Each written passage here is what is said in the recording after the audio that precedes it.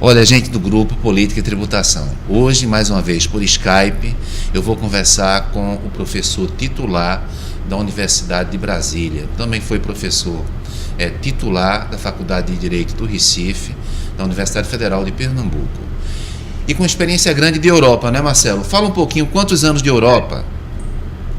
O total foi mais de 10 anos, entre doutorado, pós-doutorado na Alemanha, livre docência na Suíça e também uma parte do pós-doutorado em Londres, na London School of Economics. E também eu fui professor depois, em parte na Suíça, professor visitante, professor interino em Frankfurt, professor visitante em Flensburg, em Bremen. Então foram muitos estados e isso deu mais de 10 anos, quase 11 anos. Certo, Marcelo.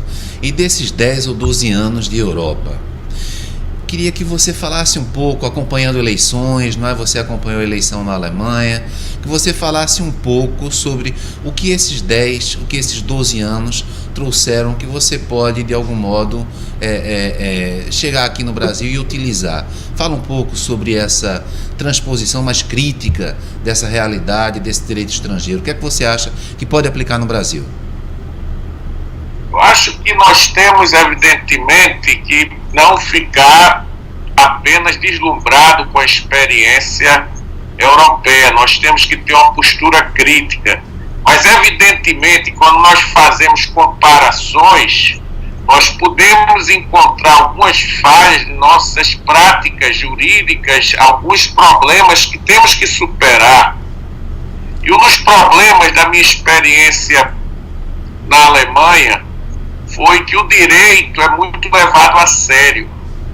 E essa questão de que o direito é muito levado a sério me levou exatamente nesse período, a própria tese minha foi que, no nosso contexto, o direito constitucional, o direito legislado democraticamente, ele não é bem respeitado, levado a sério, e não só no sentido da população em geral, mas principalmente pelas elites que estão no poder, pelas que estão no poder econômico, que estão no poder político, no poder jurídico.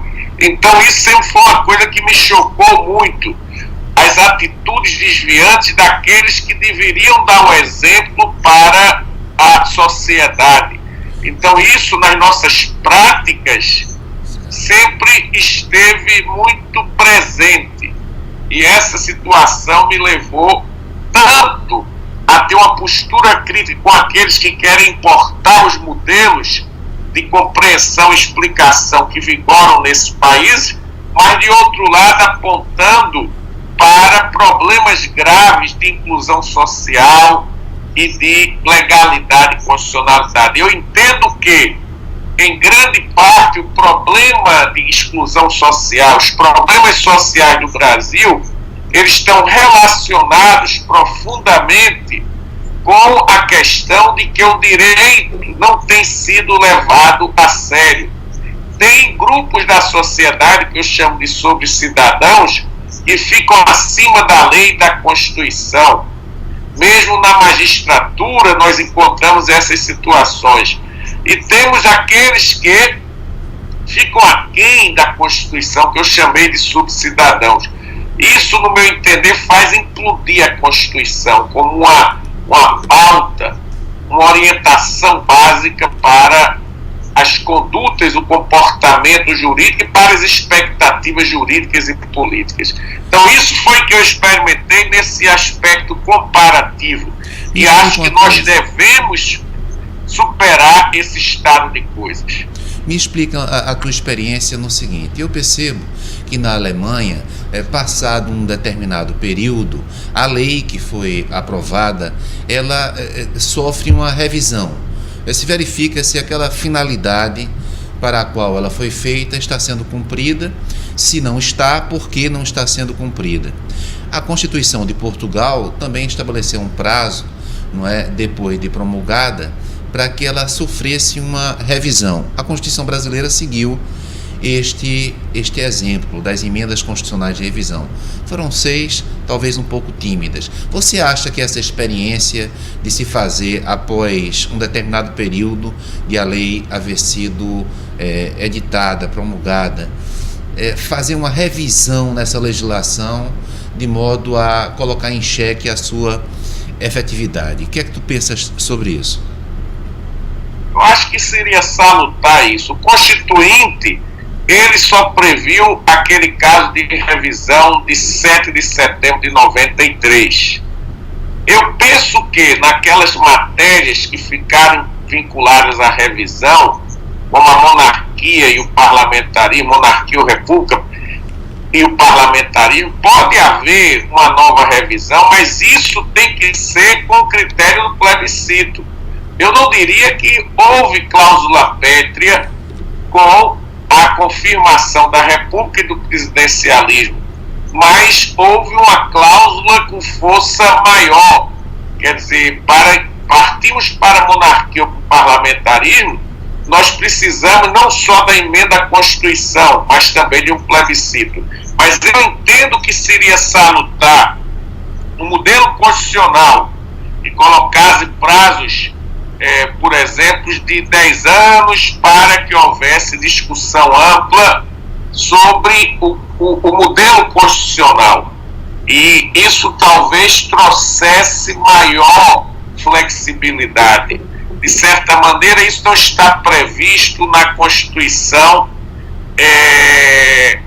da Bolívia, mas há um modelo de que você pode retomar um poder constituinte derivado, que não é um simples poder de reforma, que é para repensar a Constituição a qualquer momento. Eu penso que o modelo que estabelecesse prazos poderia contribuir para romper com certos impasses constitucionais em face da transformação do mundo, né? Isso poderia ser algo positivo, mas na chamada do modelo brasileiro atual, nós não temos essa saída, a não ser através de um poder constituinte. E eu entendo que no ambiente político atual, a tentativa de uma constituinte pode ser uma verdadeira crise ainda maior do que a que estamos. Então é como aquele marinheiro, como dizia o Paulinho da Viola, aquele marinheiro que ele está num momento de tempestade, ele tem que segurar o barco, andar devagar e com cuidado. Uma tentativa agora de uma mudança constitucional a constituinte, uma ruptura política como deu de 88, me parece que pode levar a caminhos inesperados e problemáticos. Certo. Por exemplo, agora em Portugal está se discutindo uma espécie de contra-reforma trabalhista. Houve, a partir de 2008, uma crise no mundo, ocorreram reformas trabalhistas, inclusive com a possibilidade de estabelecimento de contratos de trabalho por prazos determinados, sem uma quantidade específica de renovação, e agora parece que o Partido Socialista, com maioria na Assembleia da República, está pretendendo estabelecer um limite de renovações em contratos por prazo determinado. Enfim, o mundo inteiro passa por reformas constitucionais. Às vezes, essas reformas, no sentido de Portugal, vai no caminho de buscar preservar ou até reconquistar direitos trabalhistas, mas por vezes não, como o caso da França, não é? Fala um pouco sobre a tua perspectiva desse constitucionalismo que existe no mundo, não é? Essas reformas que não estão apenas ocorrendo no Brasil, no mundo inteiro, e tomando em conta também a figura do imigrante. Você deve ter acompanhado o que ocorreu na Hungria. As pessoas estão sendo numeradas. O que fazer? Um novo estatuto de direitos mínimos para imigrantes? Isso não é autoritário demais, não, Marcelo? Sim, eu acho que é. Me parece aqui, doutor Hélio, que o problema da reforma trabalhista, primeiro, no Brasil, ela implica um certo retrocesso quando se procura, em certos casos, não mais distinguir o caráter protetivo, a posição do hipossuficiente. Há na psiquiatra, muitos juízes escreveram artigo apontando para a inconstitucionalidade de alguns dispositivos, de vários dispositivos. E me parece realmente que houve inconstitucionalidade. Mas a onda de uma postura neoliberal no mundo, o Brasil entrou recentemente, depois dessa crise política de 2015, 2016, uma orientação excessivamente liberal que é prejudicial à nossa democracia, porque há normas, por exemplo, quanto ao pagamento no caso de sucumbência. No modelo de direito civil da autonomia privada clássica é compreensível, mas o hipossuficiente, evidentemente, ele vai ficar muito inseguro de propor certas reclamações em face de pessoas poderosas, quer dizer, porque aquilo pode prejudicar a sua própria vida. E o Supremo está discutindo, o Fachin afirmou pela inconstitucionalidade, o Barroso disse que não é inconstitucional. Mas, de qualquer maneira, essa precarização do trabalho, ela tem tido efeitos nefastos para a sociedade, com aumento de criminalidade, com aumento de desemprego. Eu penso que nós temos que tomar um caminho como o de Portugal, de retomarmos, não quer dizer que tem que ficar todo o modelo anterior, mas retomarmos um caminho de proteção do trabalho, do trabalhador. Esse é o caminho de uma sociedade includente, e a inclusão social ampla é um dos pressupostos não constitucionais do constitucionalismo, do funcionamento de uma Constituição democrática. Então eu diria que a França nessa crise ela aponta numa tradição também agora mais liberal com Macron, mas penso que isso também são momentos de certo desespero institucional e tendências que vão ser superadas. O Krugman, o Prêmio Nobel da Economia, escrevia sobre o Estado americano, que adotou todas as medidas do modelo neoliberal para dar certo, e foi uma catástrofe, foi uma decadência total. E ele disse, no meu entender, isso não é uma questão de empiria, de prova empírica, isso está mais ligado a certos grupos de elite que ainda querem uma sociedade aristocrática com pessoas inferiores e superiores. Penso que nós temos que voltar à tradição do estado de bem-estar, do pós-guerra. Essa tradição pode ser retomada no sentido inovado, com a participação maior da sociedade, sem um estado tão paternalista, um estado que dialogue mais com a sociedade e também exija maior contribuição, participação da sociedade civil. Mas é muito problemática essa tendência para o individualismo, que me parece inconsequente e poderá levar a problemas graves no futuro desta sociedade que hoje, mais do que nunca, é uma sociedade mundial. Então, fala um pouquinho aí da França, como você estava falando, Marcelo. O que eu coloquei é que nessa tendência, Portugal retorna, eu já tinha falado do Brasil, não é? Nessa tendência, Portugal está dando uma retomada e a França aposta nessa tendência neoliberal. E isso, o Paul Krugman apontou que nos Estados Unidos, um estado que adotou essas medidas de austeridade neoliberal, não deu certo, foi uma catástrofe na economia.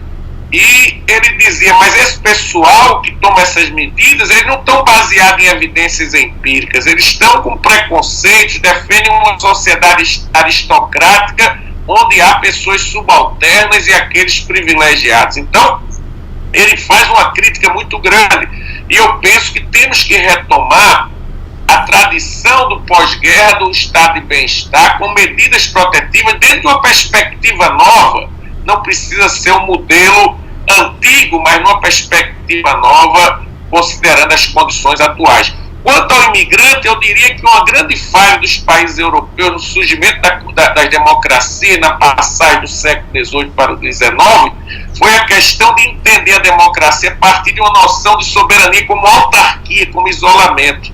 Eles defendiam os direitos humanos no iluminismo para os seus, o homem branco europeu, mas mantinham a escravidão nas periferias, nas colônias, e mesmo o Código Noir, que foi aprovado em 1600, se eu não me engano, 1685, permaneceu na França depois da Revolução até 1848, com a escravidão nas colônias. Isso é uma contradição, e essa contradição permaneceu no período do século XX, início do século XXI, com o jogo dos problemas, o lixo para fora. Eu diria assim, as bombas são jogadas na Síria, mas a Síria é afetada. Se a gente toma o conceito de Robert Dahl, que a democracia implica a participação e a inclusão do afetado, eu não estou criando escravidão lá fora. Eu estou jogando bomba no exterior, como o Trump faz direto com a Síria. Em vez de buscar formas de solução de conflito, estou realmente criando problema para o ambiente humano das democracias ocidentais. Mas agora é diferente, o lixo está voltando. É um problema ambiental, um problema ecológico, é a ecologia do social. Se você joga lixo nas periferias, um momento o lixo não volta reciclado, volta com um problema social grave de uma massa de imigrantes. Imagine se a gente destrói o regime chinês, como ao momento o Trump deu a entender. Imagine as fronteiras se abrindo, vindo massas de milhões e milhões de chineses entrando na Europa. Poderia até colocar a OTAN para matar 190 milhões, que ainda sobrava 10 milhões ali, desesperado, querendo emprego, querendo comida, fugindo da opressão, da fome, quer dizer, da guerra. Então, o que o Ocidente tem feito com esses países da África e do Oriente Médio é muito grave. Então, esse problema da imigração é um problema exatamente de uma visão falsa da democracia. A democracia ocidental moderna foi criada na questão do we the people, nós o povo, como está no preâmbulo da Constituição americana, mas desprezou o outro lado, a heterorreferência. The others, the peoples, os outros, os povos. A democracia, a soberania tinha que ser uma soberania com responsabilidade para os outros povos. Mas se entendeu que estava isolado, e não estamos isolados, e o mundo está cada vez mais entrelaçado. Então, quanto mais a política das democracias ocidentais forem de exploração e destruição da África e dos países mais fracos, nós vamos ter cada vez mais o retorno do lixo, aqui não desprezando as pessoas, o retorno dos problemas de uma forma descontrolada. Então a culpa é das próprias democracias ocidentais, que destroem as condições de vidas nas suas periferias. E aí é que eu tenho uma crítica muito grande nesse sentido, e acho que é uma situação triste o que está passando hoje o mundo, a questão do imigrante. Perfeito. Mas eu te pergunto o seguinte, Marcelo, assim concretamente, não é? Na Itália nós acabamos de ver uma coalizão entre um movimento chamado de 5 Estrelas, que era um movimento de não políticos, de não partidos políticos, um movimento contra o sistema, que acabou de fazer uma aliança com a Liga Norte, com o que havia de mais antigo no sistema italiano, com o Berlusconi, não é? E como justificar, portanto, uma aliança entre o não sistema com o que há de mais próximo do sistema, como ocorreu na Itália, ou mesmo na Espanha, não é? A Espanha agora, o PP, o Partido Popular, caiu através do Rajoy e assumiu o Partido Socialista espanhol, mas assumiu com o apoio, porque do contrário ele não tinha bancada para uma moção de censura, assumiu com o apoio dos separatistas bascos, valencianos e também do pessoal do Barcelona, o pessoal que efetivamente quer a independência, além das Ilhas Canárias. Então é um governo que tem grande dificuldade de permanecer. Por outro lado, os Estados Unidos se encontram com aquela política de primeiro, a América primeiro, né? Se encontra economicamente, pelo menos pelo momento, bem.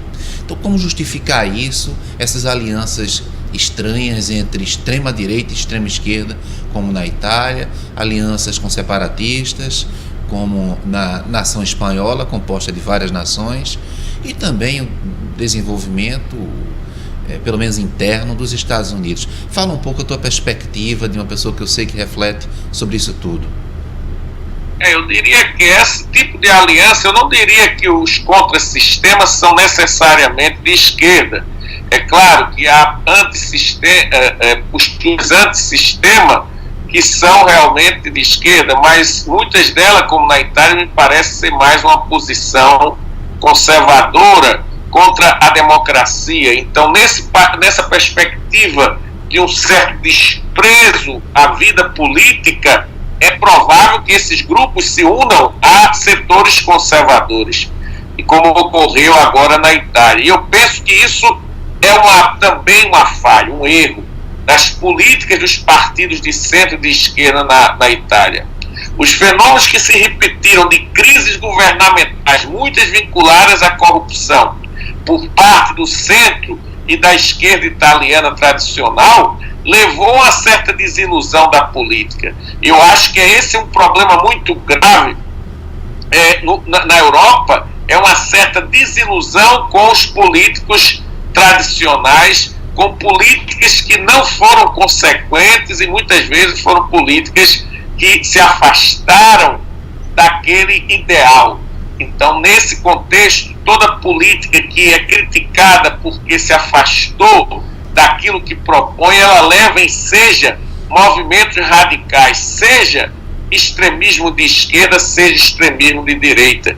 Então, a democracia tem que se reciclar com um certo grau de seriedade na questão jurídica, na questão do respeito à Constituição e à lei. Isso é um problema novo na Europa, muito mais novo do que entre nós.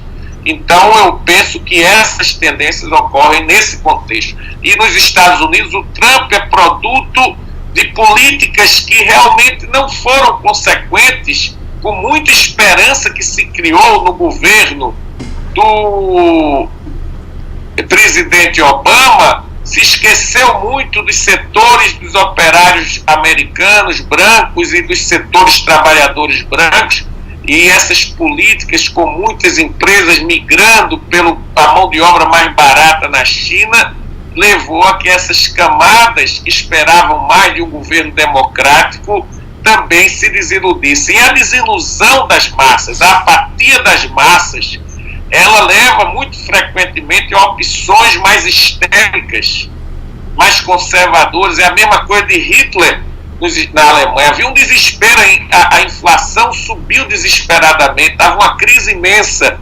Os governos sociais-democratas não traziam solução, a democracia cristã também, o centro. Então, o desespero leva muitas vezes a irracionalidade nas opções, e eu penso que isso ocorreu na opção por Trump, que demonstra ser uma pessoa que não está preparada para conduzir um país tão complexo como os Estados Unidos. E isso é um impasse nas relações internacionais agora. A Alemanha, Angela Merkel, a Alemanha como principal estado da União Europeia, está politicamente frágil, né? Parece que a Angela Merkel está frágil. Então a França é economicamente frágil, a Alemanha politicamente frágil, o Trump fazendo uma política que deixa a Europa, inclusive o Reino Unido, um pouco contra a parede. Então há a possibilidade de Europa ter um declínio econômico, já se fala nisso em Portugal. O PIB de Portugal começa a não crescer da forma como se imaginava que cresceria, exatamente em função de, entre outros fatores, a política Trump. A América em primeiro lugar. E aí, como é que a gente pode compatibilizar um estado de bem-estar social com uma crise econômica? Como custear esse estado de bem-estar social? Eu lembro que no dia 28 de agosto, a gente está trazendo aqui o professor Leite de Campos, catedrático na Universidade de Coimbra, e um dos temas vai ser esse: como custear o estado de bem-estar social. Fala um pouco sobre isso, Marcelo. Eu penso que, apesar de todas as crises, a Alemanha ainda está numa situação melhor nesse contexto. Claro, Portugal está saindo bem, porque na Alemanha tem uma base forte ainda o Estado Social, não foi, desmoronou totalmente, tem uma tradição menos desigualitária. A escola pública é universal, de qualidade, a universidade é pública e gratuita até o fim. Isso Piketty diz que a Alemanha leva uma vantagem, porque no plano da educação e da universidade, educação do início ao fim é pública e gratuita com alta qualidade, você não precisa pagar a escola, você tem um serviço público de transporte muito bem mantido. Então, nesse contexto, a Alemanha ainda tem uma situação menos problemática do que os demais. Essa crise da extrema-direita tem a ver mais com a questão do imigrante, né, que subiu muito o voto da extrema-direita. Eu fui observador eleitoral. Mas, evidentemente, eu acho que se nós não tomarmos, isso eu acho que a Europa erra muito, uma política menos dependente dos Estados Unidos e a América Latina também, buscando outras formas de coalizões econômica e política, nós teremos dificuldade de superar esse estado de coisa. Eu penso que temos que procurar a própria Europa se abrir mais para uma relação mais direta com a América Latina e o resto do mundo, e não ficar tão dependente política e economicamente dessa postura imperial americana. Eu acho que isso tem prejudicado o desenvolvimento da economia global. E a questão Trump é complicada exatamente por isso, porque ele surgiu, mas não houve uma reação adequada da Europa. A Europa está muito ainda submissa na sua postura aos Estados Unidos. A Europa Ocidental foi salva do nazismo em grande parte pela presença americana, e isso leva a uma postura muito de dificuldade de enfrentar. Não é, Marcelo? Existe a OTAN, quem custeia a OTAN os Estados Unidos, praticamente. É claro, toda a questão que os Estados Unidos tomam um papel muito fundamental dentro da Europa. E aí eu acho difícil, tem que se repensar esse modelo, e novos modelos, novas coalizões teremos que criar. Temos que ter imaginação política. E eu acho que esse é o momento no mundo que, em vez do contra o sistema, é claro, a postura antissistêmica como crítica ao sistema de poder é importante, mas em vez do antissistema democrático simplesmente, nós temos que partir agora para o maior engajamento na democracia, o maior engajamento no jogo político, a intelectualidade, os setores sociais que se afastaram da política por desprezo a essa política de baixo nível. Eu penso que é a hora de nós, que sempre tivemos essa postura do desprezo da política, voltarmos a pensar. Você veja que grandes políticos como Gilberto Freire, Florestan Fernandes foram membros da Constituinte. O próprio Hermes Lima foi primeiro-ministro no governo parlamentar. Você tinha Santiago Dantas na política, tínhamos o Rui Barbosa no período da República como senador brilhante, mas nós hoje dissemos o quê? Não, isso é coisa para gente que não presta, para política, porque foi construída essa imagem negativa da política, e por isso mesmo é fundamental que o homem da classe média, o sindicalista honesto, o homem também empresário que tem a sua postura correta, que defende o direito, a democracia, ele se envolva mais, e que tem um projeto de Estado Nacional, se envolva mais na política. Essa que eu acho que a postura que estamos precisando cada vez mais. Por exemplo, o atual presidente de Portugal, ele era um professor catedrático na Universidade Clássica de Lisboa, e fez uma campanha a custo muito baixo, o Marcelo Rebelo de Sousa. Agora, evidentemente, ele possuía uma visibilidade de cerca de 15 anos em um programa de TV dos domingos à noite. Mas ele teve uma campanha a custo muito baixo e foi eleito. Mas você acha possível, em tese, alguém fazer, no caso do Brasil, fazer como ele uma campanha majoritária de custo baixo e mesmo assim ser eleito como ele foi? Eu acho que a gente tem que, vamos dizer assim, tentar. Eu, por exemplo, eu conheço o Marcelo, que é um grande Marcelo, foi professor, tive com ele em Coimbra também, foi um político que lutou contra o regime de Salazar e participou da Revolução de 76, constitucional e ele tinha já um 74, contexto anterior para chegar àquele cargo.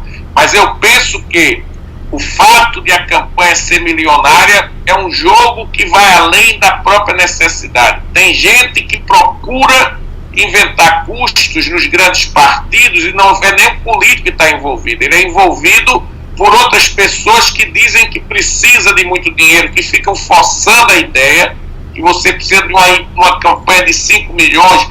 Quando você dá outro exemplo, que teve um senador aqui que se elegeu com a campanha de 465 mil, não é mentira, ele recebeu caixa 2. Ninguém confia que possa ter uma campanha não muito cara e dentro do caixa 1. Eu recentemente tive a honra de ser convidado pelo Partido dos Trabalhadores, que tem um programa que corresponde à minha visão mais à esquerda, para me candidatar ao Senado da República. Eu tive muita insegurança no início, fiquei muito reticente pelo desgaste de uma política muito de jogos pessoais, de fake news, que poderia destruir a minha família, podem atacar minha esposa, meus filhos. Esse jogo político atual é muito baixo, principalmente no Brasil. Mas no momento, conversando com alunos, com a deputada Érica Cocai, com membros da liderança, houve realmente um momento que com alunos disseram: precisamos, convença que você pode fazer um bom trabalho. Eu assumi a pré-candidatura e nós temos grande dificuldade de ter recursos, temos uma vaquinha com grande dificuldade, mas eu estou trabalhando dentro da legalidade. Para dar um exemplo, pode ser que nós não ganhemos exatamente por essas dificuldades financeiras, mas eu penso, se a campanha é bem feita, com honestidade, com dedicação, a gente pode superar aqueles que não têm nada a dizer, nada a apresentar, só tem dinheiro na campanha. Eu acho que tem um limite para o dinheiro também na campanha, se você tem candidatos que possam ter propostas e trabalhem com clareza e honestidade. É nessa crença que eu aceitei, com todo o respeito aqui que me deu e a honra de ter sido convidado pelas lideranças da cúpula do partido, a presidente local, vendo meu trabalho e algumas críticas que eu fiz no momento do impeachment, de forma didática, sem agressão. E eu entendo que nós temos que tentar esse caminho. Se nós não tentarmos, a situação é pior. Então, nesse sentido, eu aceitei esse desafio. Ainda vai ser decidido em encontro do partido, porque há outras pretensões também de coletivo feminista. São 2 vagas e temos 3 homens e uma mulher. Mas, ao que tudo indica, eu tenho muitas chances, porque grande parte tem sido muito receptiva à minha candidatura, e eu me candidatando, eu vou seguir uma campanha dentro da lei, com recursos do Caixa 1, com todos os seus limites, para tentar construir o meu gabinete como um laboratório político-legislativo.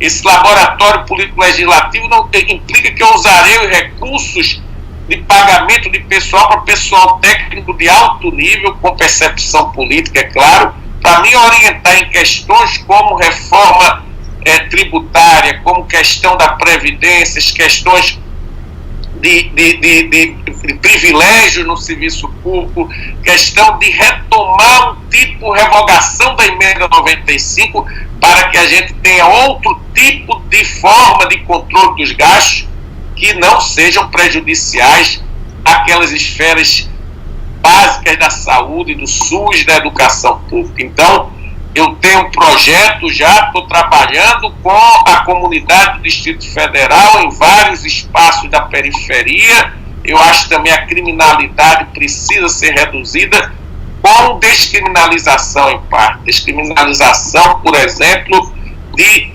drogas leves. Penso que isso é fundamental, porque nós temos nossa penitenciária muito custo. Países como Holanda, Portugal, Uruguai está reduzindo a criminalidade relacionada com a droga mediante a descriminalização, tratando como questão de saúde pública. Então, meu entendimento é esse. Eu vou trabalhar para fazer um mandato, se eu ganhar, de acordo com os critérios constitucionais e legais. Se isso não dá certo, evidentemente é muito ruim, porque eu estou disponível a esse trabalho. Perfeito, Marcelo. Eu queria agradecer a sua prestatividade e lembrar que no dia 28 de agosto, aqui na Universidade Católica, a gente está organizando um encontro para falar sobre o custeio, o custo do Estado de Bem-Estar Social. Está vindo para cá o professor Leite Campos, catedrático de Coimbra em Direito Fiscal.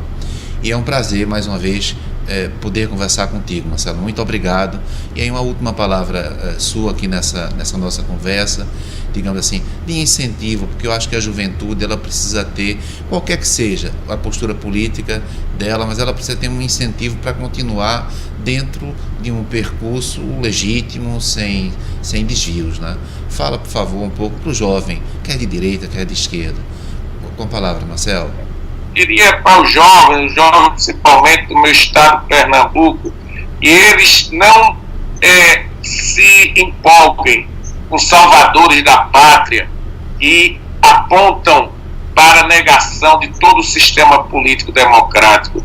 Que eles tenham essa visão que a democracia, apesar de todos os seus limites, ainda é o sistema de governo que possibilita a crítica e os avanços sociais num mundo complexo como o de hoje. Então é isso que eu daria esse conselho e proponho que eles retomem aquele interesse da política que a juventude da minha época tinha. Então esse é um ponto que dá uma certa desmobilização, um certo desinteresse dos jovens pela política. Eu penso que é importante que eles retomem o caminho de refletir e discutir nos seus espaços diversos as questões que são relevantes para toda a coletividade. Eu gostaria também de agradecer a você, Elhorém, que é um juiz que dá um exemplo de seriedade, também um acadêmico. É um prazer estar aqui, pode contar comigo em outras oportunidades. E eu sei que os temas que você colocou aqui são temas de dificílimo tratamento e isso tem me tornado às vezes angustiado, mas nós temos que continuar no caminho da fortificação da democracia, da inclusão social e do Estado de Direito. Então esse é o caminho para uma sociedade moderna e complexa. Então muito obrigado e um forte abraço aí. Para você também.